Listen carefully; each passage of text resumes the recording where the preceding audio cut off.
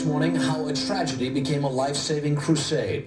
Almost 2 years ago, British television anchor Anne Diamond lost her 4-month-old son to sudden infant death syndrome, what used to be called crib death. The death of little Sebastian spurred Diamond into a campaign against the silent killer. This is one public service announcement that British audiences saw. Cot death is comparatively rare, but there are few things more tragic. Recent research has shown that if babies are laid down to sleep on their back or side, the risk of cot death can be greatly reduced. The Department of Health's new leaflet explains how anyone who looks after a young baby can help reduce the risk of cot death. Please call free on 0800 100 160 at any time for a free leaflet. The dramatic result, fewer than half as many British children are now victims of the syndrome. And Anne Diamond joins us now from Birmingham in the set of her own television broadcast. Good morning. Good morning.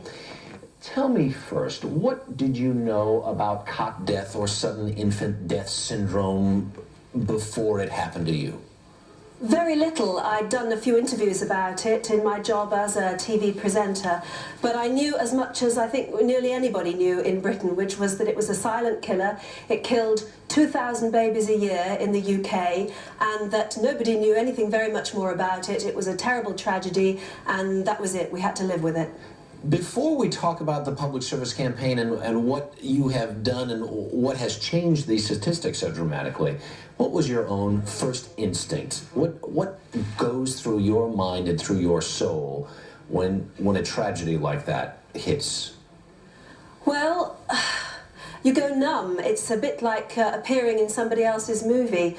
I went to wake up my little boy at 7 o'clock in the morning. I was a little surprised that he hadn't woken me up. And when I walked into the nursery, he looked as though he was still asleep, face down, lying on his tummy as he was used to sleeping. And it was only when I touched him that I realised that he was stone cold. He was like marble. He had died some 4 or 5 hours previously.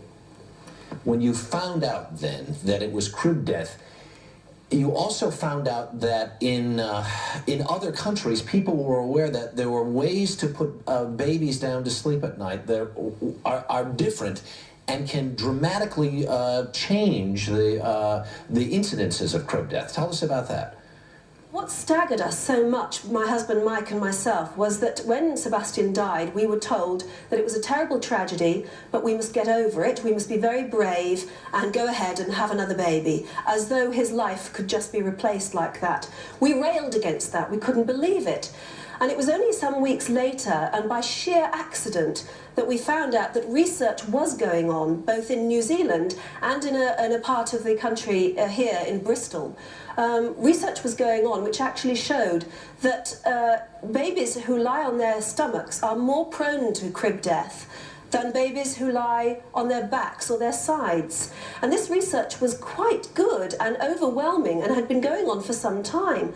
So we as journalists found ourselves naturally asking the next question, which was why wasn't our government doing something to establish whether this research was good and to actually find out whether or not we should be campaigning in this country, as they were doing in New Zealand, to lie babies on their back and so reduce the risk of crib death. So you go to the government and you say, how about it? What did they say?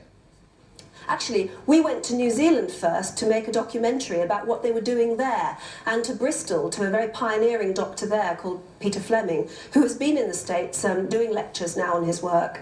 And we then hammered the door of the government here and said, what are you doing about it? Why didn't I know? At the time that my little baby was born and died, in New Zealand they were campaigning to turn babies over from the accepted supine position to the back position. They were actually actively campaigning, and I knew nothing about it. I was flabbergasted that as a journalist, but just as a mother, we weren't being told. And that's why I was so shocked. The Department of Health luckily did listen to what we had to say, and in the end we managed to persuade them to launch a campaign, which 18 months later seems to be working. It is an incredible story. We thank you so much for joining us. You have 2 healthy children at home now, and we understand a 3rd on the way? 4th on the way. 4th on the way. Thank you so much for joining us, and the best of luck to you. Thank you. Do appreciate it. Paula?